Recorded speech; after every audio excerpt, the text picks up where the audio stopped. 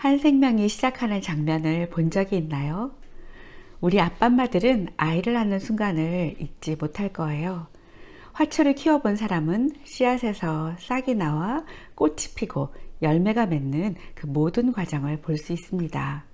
한 생명이 있는 모든 것들은 시작이 있고 끝이 있고 그 생명의 특징대로 자신만의 성장 이야기가 있습니다.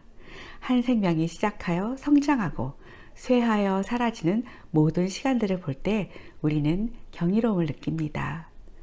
지구 반대편의 미지의 세계, 낯선 환경에서 살아가는 거대한 생명체를 만난다면 신비롭고 놀라운 경험이 될 것입니다. 책을 통해 우리는 어디든 갈 수 있고 새로운 것을 경험하게 해줍니다. 책은 정말 멋진 안내자요 친구입니다. 낯선 세계로 향한 여행, 새로운 생명체를 만나는 여행, 그 신비한 생명을 통해 소중한 가치를 발견하는 여행, 미지의 세계로 안내하는 신비한 그림책, 선인장 호텔을 소개합니다.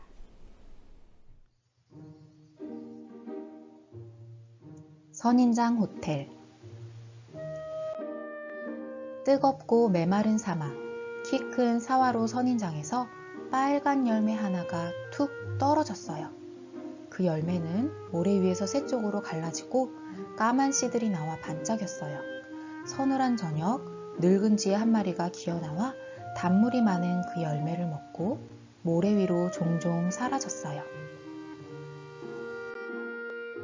그런데 수염에 붙어있던 씨 하나가 팔로버드 나무 밑에 떨어졌어요. 다행히 먹을 것을 찾아 나온 사막 다람쥐의 눈에도 방울새의 눈에도 띄지 않았어요. 건조한 날이 계속되다 비가 흠뻑 내리고 선인장 싹 하나가 비죽이 고개를 내밀었어요. 팔로버드 나무가 그 어린 싹을 뜨거운 여름볕과 추운 겨울밤으로부터 지켜주었어요. 멕시코 북쪽 사막으로의 여행을 잘 다녀왔나요? 우리는 지금 그림책을 통해 건조한 사막에서 200년의 시간을 보내고 왔습니다. 메마른 사막에 빨간 선인장 열매가 떨어지고 그 속에 수많은 검은 씨앗이 쏟아져 나왔습니다. 열매를 먹은 사막쥐의 수염에 붙어있던 씨앗이 팔로버드 나무 밑에 떨어지면서 한 생명의 탄생이 시작됩니다. 바로 사화로 선인장입니다. 이 선인장은 그 사막의 뜨거운 햇볕과 추운 겨울을 지나 10살이 될 때쯤 한 뼘 크기로 자라고 25년이 지나 5살 아이의 키만큼 커지고 50살이 되면 엄마의 키의 2배만큼 커진답니다. 이때부터 선인장은 매년 꽃을 피우고 그 꿀과 열매를 원하는 생명체들이 찾아옵니다. 사막의 딱따구리도 열매를 찾아왔다가 그곳에 집을 짓고 살게 됩니다. 60살이 되면 아빠 키의 3배로 커지는데 드디어 옆가지가 생기면서 선인장 호텔은 더 멋진 모습을 하게 되지요. 150살이 지나면 아빠 키의 10배나 되고 가지가 7개로 뻗은 거대한 호텔이 되는데요. 모두들 이곳에 살면서 알을 낳고 새끼를 키운답니다. 선인장은 200살이 될 때까지 해마다 봄이 되면 열매와 꽃으로 잔치를 베풀고 새로운 가족들을 맞이하며 늙어가다가 거센 바람에 늙은 몸집은 힘없이 부서지지요. 그러나 그것이 끝이 아닙니다. 쓰러진 선인장은 낮은 곳에 사는 새로운 손님들이 찾아오다가 그 모습이 앙상하게 되어 버립니다. 그리고 그 주위에는 그 오랜 세월 동안 선인장 숲이 생겨갑니다. 사화로 선인장의 200년의 생애를 보며 많은 생각들을 하셨지요. 함께 보물 같은 생각 상자를 열어보겠습니다.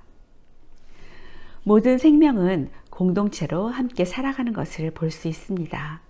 어떤 생명체도 혼자 살 수 없다는 것을 자연이 우리에게 말해주고 있습니다. 말라 죽을 수도 있는 선인장의 작은 씨앗에게는 사막쥐가 있었고 여름볕과 겨울밤을 지켜준 팔로버드 나무가 있었고 선인장 씨앗을 퍼뜨려주는 새들이 있었고 병들지 않게 벌레를 잡아먹어주는 딱따구리가 있었습니다. 이런 도움을 받으며 자란 선인장은 딱따구리의 보금자리가 되어주었고 올빼미의 집이 비둘기의 둥지가 되어줍니다. 선인장은 사막에 사는 많은 동물들의 호텔이 되어 쉬게 해주고 먹을 것을 주고 알을 낳아 키우게도 해줍니다. 200살의 생애가 끝나고도 쓰러져 초라해진 몸은 낮은 곳에 사는 동물들에게 안식처가 되어 주었습니다. 마지막 선인장 숲의 장면은 오랜 시간 사막에서 함께 사는 이들이 만들어낸 멋진 광경이요, 생명의 경이로움을 갖게 해줍니다. 누구도 혼자서는 버틸 수 없습니다. 거친 사막의 사화로 선인장처럼 우리는 아낌없이 내어주고 품어주는 이들과 크고 작은 도움을 나누는 친구들이 함께 살아갑니다. 나누어 줄 때도 있고 도움을 받을 때도 있습니다. 계산 없이 도와야 할 때도 있고 기대하지 않은 선물을 받을 때도 있지요. 우리가 함께 살 때 내가 살 수 있다는 공동체의 의미를 생각하게 합니다. 자녀에게 아빠엄마와 가정이 이 나눔과 성장의 신비를 가장 먼저 경험하는 곳이지요. 그림책 수업을 같이 하셨던 엄마가 세 자녀와 선인장 호텔을 읽었을 때 첫째인 5학년 아들이 그랬답니다. 엄마, 이 선인장 나무가 꼭 엄마 같아요. 생명을 품어 자신의 모든 것을 내어주지만 기쁨과 감사의 열매를 가장 많이 누리는 자리, 바로 우리 아빠엄마의 자리입니다. 사화로 선인장 숲처럼 자녀들의 미래를 상상하면 가슴이 뿌듯합니다. 자녀와 함께 읽을 때 나는 사화로 선인장입니다 라는 제목으로 1인칭 이야기를 만들어 보거나 가장 좋아하는 장면을 선택하여 이야기를 나누어도 좋을 것 같습니다. 한 번도 본 적이 없는 세계에 대한 상상의 씨앗이 자녀의 마음에서 자라 어느 날 사막 여행으로 이어질 수도 있다는 꿈을 꾸어봅니다. 함께 사는 공동체는 어떤 모습일까요? 어떻게 이루어질까요? 자기의 품에 필요한 한 작은 자를 마다하지 않는 사화로 선인장은 혼자서는 만들어낼 수 없는 선인장 숲을 선물로 받게 되죠. 작은 자에게 내어주기만 한 것 같은데 곁에 있어주고 의미 있게 해주고 스스로 할 수 없는 일을 해주고 기대하지 않은 기쁨을 선사해 줍니다. 우리 곁에는 늘 작은 자가 있습니다. 공동체는 이 작은 자를 소중하게 여기는 곳입니다. 작은 자가 있어 나누고 함께 누립니다. 작은 자를 섬길 때 그 공동체는 함께 의미 있는 성장을 하게 되거든요. 주는 것이 받는 것보다 복이 있다는 성경 말씀을 기억합니다. 주는 것이 기쁨의 시작입니다.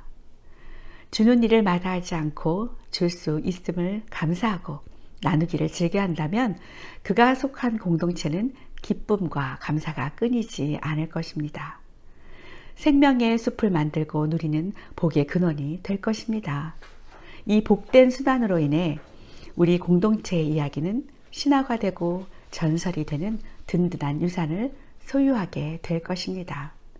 아빠엄마의 인생과 그 안에서 자라는 우리 자녀들의 삶이 그 풍성한 생명을 나누고 누리는 복된 생애가 되길, 하나님의 공급을 나누고 누리는 생명의 숲이 되길 꿈꾸어 봅니다.